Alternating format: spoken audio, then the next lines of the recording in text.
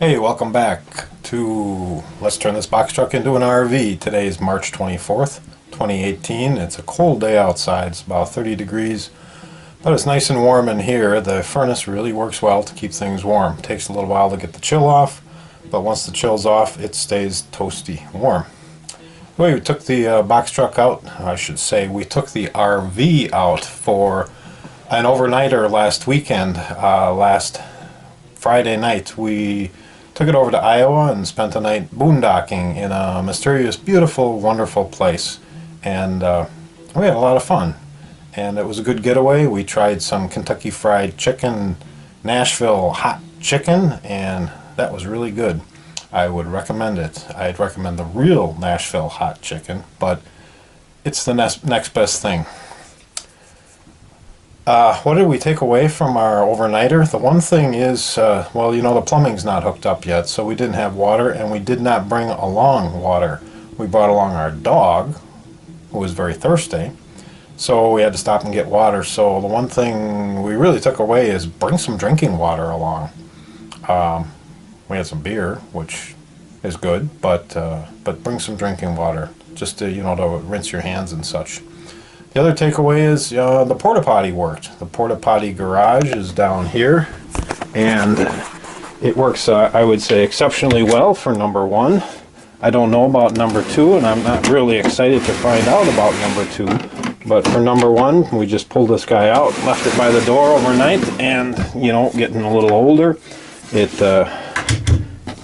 comes in handy in the middle of the night when you gotta go. So, score one for the porta-potti. A couple of additions. I don't know if you saw these or not. We got some really nice brass coat hooks installed on either side, and those came in handy because we hung our coats on them.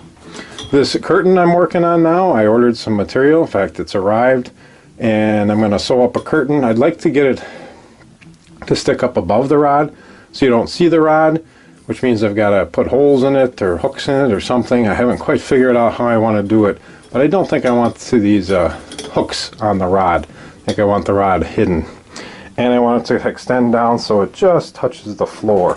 One thing I've noticed is the heat comes out here, and when the furnace is on, it blows the heat over here and blows it underneath and blows the heat right up in the cab.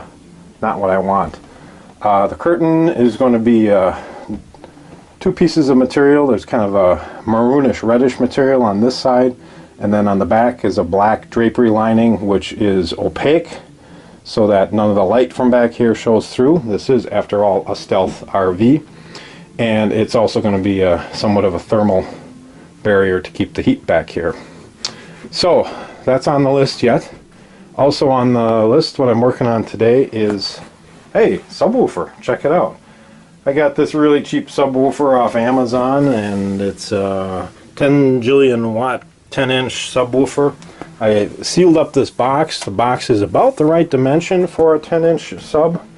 A sealed enclosure, ported enclosure. I would have needed a little bit bigger box. So I think acoustically this should be okay. Certainly not ideal, but should be okay. Need a spot to put the amp. So that's what I'm working on here today. As you can see, I mounted the amp to this door, which I think is going to work out quite well.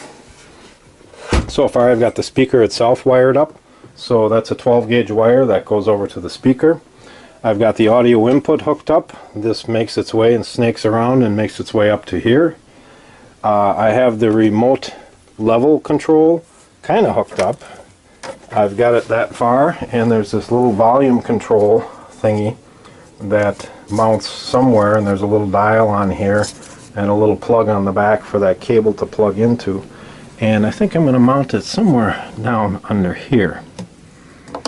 I'm also working on these two pieces of wood to fit in here and here to trim this up. My plan right now is I'm not going to trim on the inside. I'm just going to paint it black and just leave it the cheap Luan or whatever it is plywood. But I do want to trim up this front face and this front face. There's a vent on this side that I have to take into consideration. So these little cubby holes work out really nice, as you can see, for storage. There's one on either side. They just pop right out. Just a little extra storage.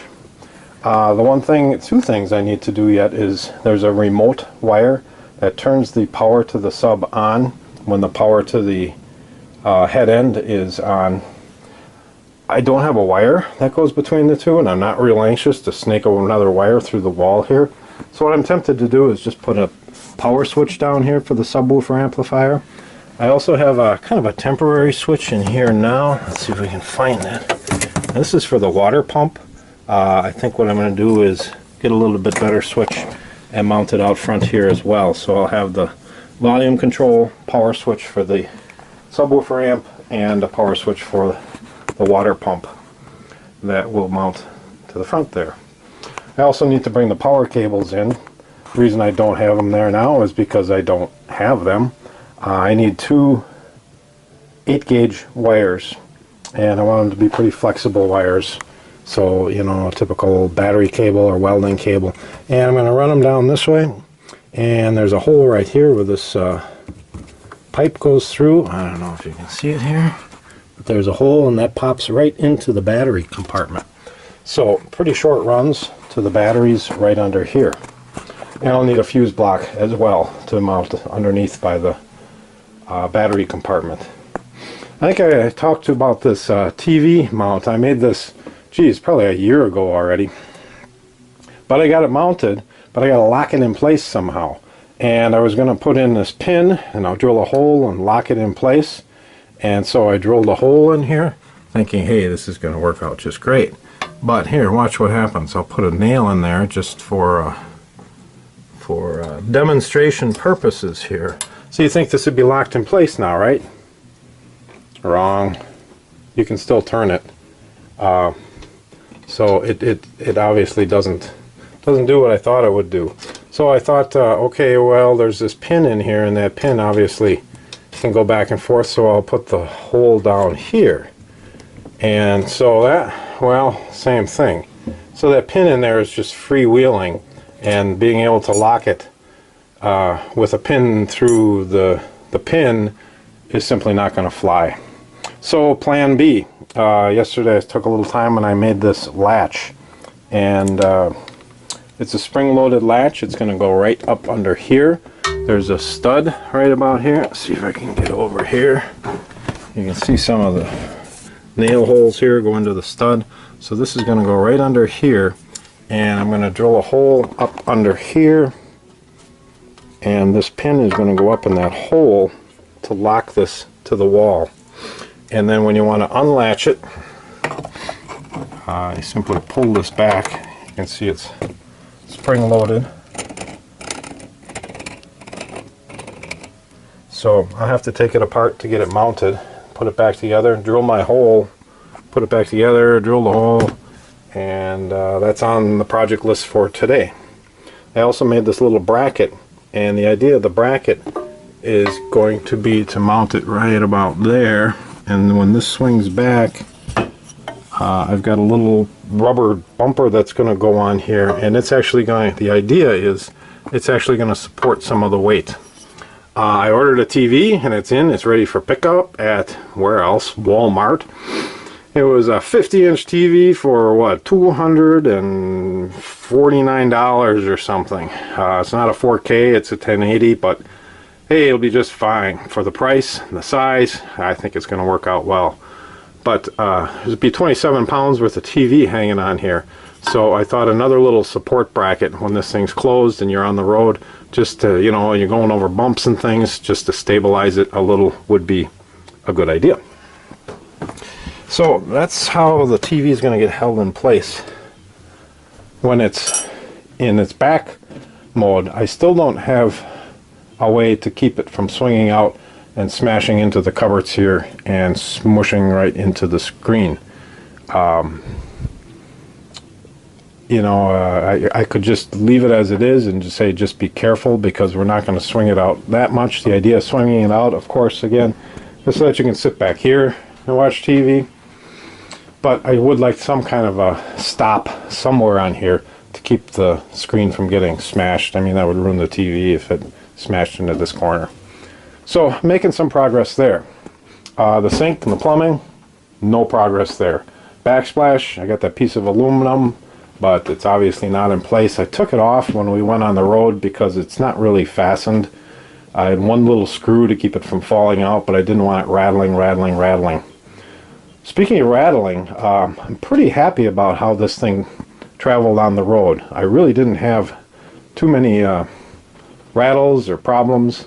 The one problem we did have is Crystal said these cabinet doors came open a couple times, and I observed this drawer popped open once when we were on the road. So I don't know if that's going to be a problem or not. A few more trips are going to determine if we have to do something with that or not. I also got my little kitty cat holder, brass keyring holder up here. It's just a nice little touch. Like I said, I want some brass accents in here. And okay, I think I've rambled on enough. Until next time.